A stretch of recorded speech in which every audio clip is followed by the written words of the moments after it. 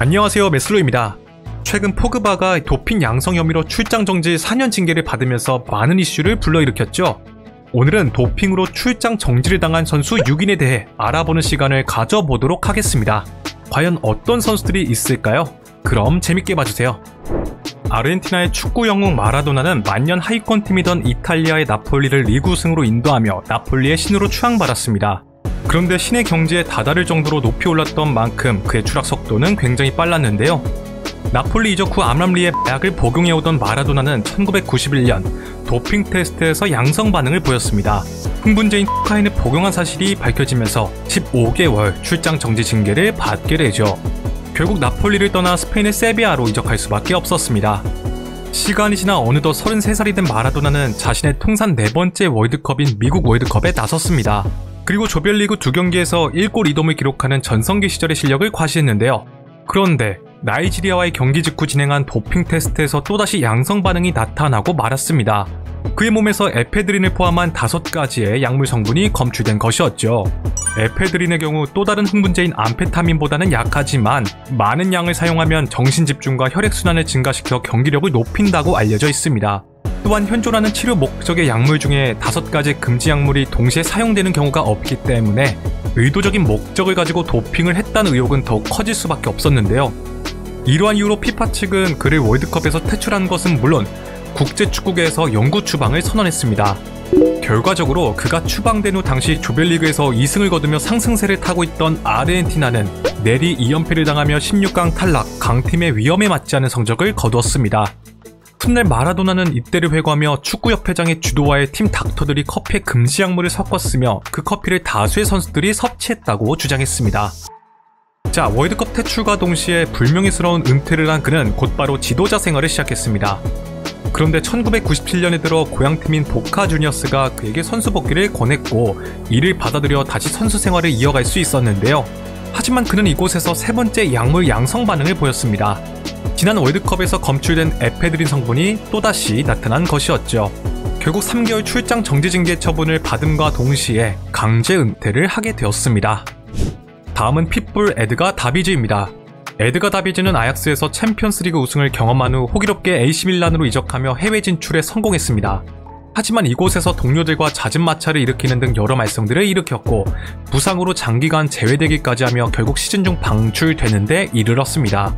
이러한 상황에 놓여있던 그를 유벤투스의 리피 감독이 빠르게 영입해 갔는데요. 이적 시즌이었던 97-98 시즌의 유벤투스의 리그 우승에 공헌하며 개과천선한 모습을 보였습니다. 그런데 얼마 안가 사생활 문제를 일으키기 시작하더니 2001년 3월 우디네세와의 경기 후 진행된 도핑 테스트에서 금지 약물을 복용한 사실이 발견되었습니다. 그에게 검출된 성분은 난드롤론으로 이는 근육 강화제였는데요. 다비즈는 녹내장을 치료하기 위해 섭취했다고 항변했지만 무려 2년 출장 정지 징계를 받고 말았습니다. 다행히 항소 끝에 수위가 낮아져 약 4개월 만에 필드로 돌아올 수는 있었으나 이를 포함하여 여러 사건들로 인해 그에게 실망한 리피 감독은 출전 시간을 보장해주지 않았습니다. 따라서 그의 폼이 떨어질 것을 우려한 네덜란드 대표팀의 딕 아드보카트 감독은 바르셀로나의 감독인 레이카르트에게 그의 임대를 주선하게 되고 그렇게 다비즈는 바르셀로나로 임대를 떠날 수 있게 되죠. 놀랍게도 전반기 리그 6위까지 떨어져 있던 바르셀로나는 그의 영입 후 리그 2위에 올라서며 목표였던 챔피언스리그 진출에 성공했고 다비즈의 경우엔 폼을 끌어올리는 데 성공하면서 이는 서로에게 윈윈이 되었습니다. 악마의 재능이라고 불리는 아드리안 무트는 02-03 시즌에 파르마에서 아드리아노와 함께 공격 듀오를 형성하여 리그 18골을 기록, 득점 2위에 등극하자 빅클럽들로부터 수많은 러브콜을 받게 되었습니다. 결과적으로 첼시가 그를 한화 약 320억 원에 영입하는 데 성공했는데요. 첼시에서의 첫 시즌에 나름 합격점을 받으며 팬들은 새로 부임한 무리뉴 감독 밑에서 더 나아질 그의 활약을 기대했습니다.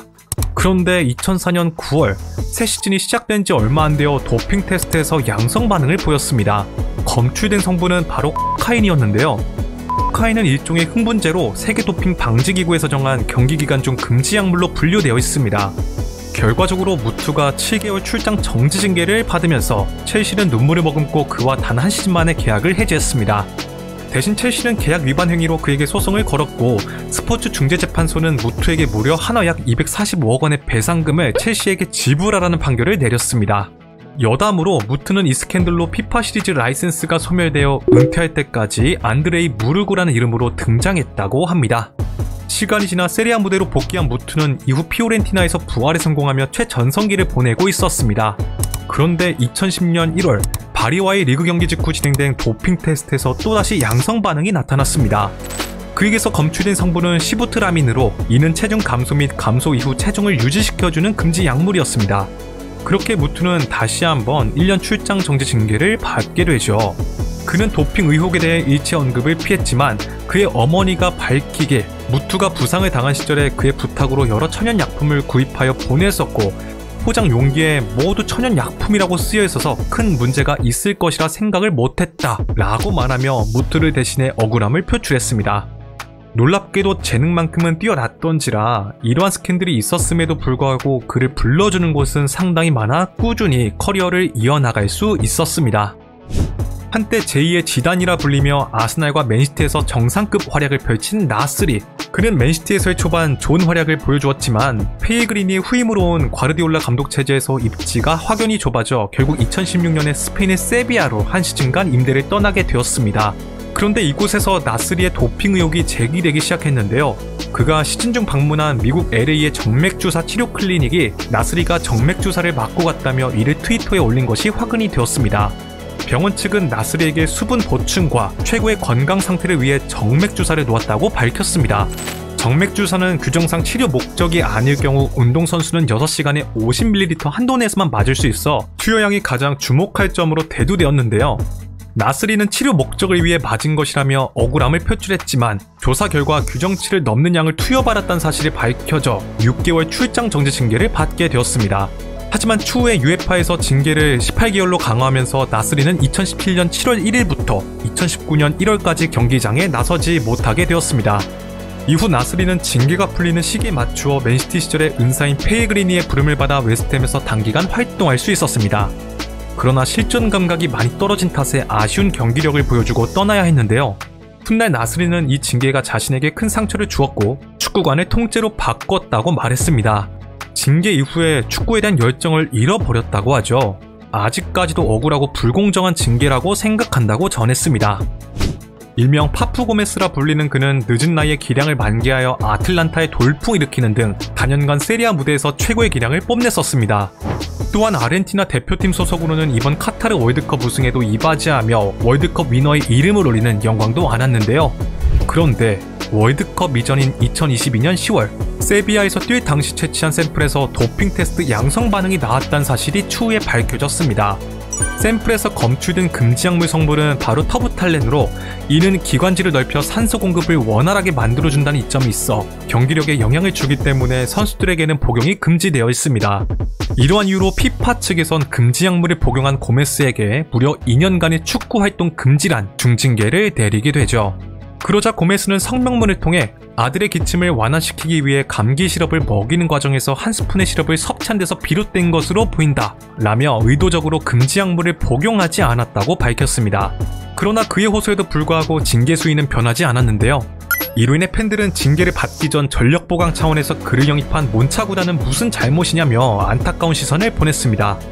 그런데 알고 보니 고메스가 이적 당시에 이러한 위험성을 구단 측에 고지했으며 몬차는 이를 감안하고 영입한 것이라고 하죠.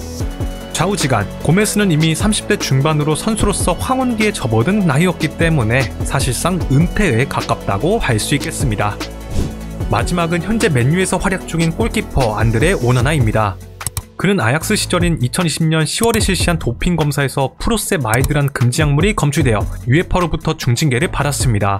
이는 고혈압과 부종치료에 사용되는 이뇨제이지만 다른 약물 사용의 흔적을 감추는 은폐제로 쓰이면서 금지약물로 지정되었는데요.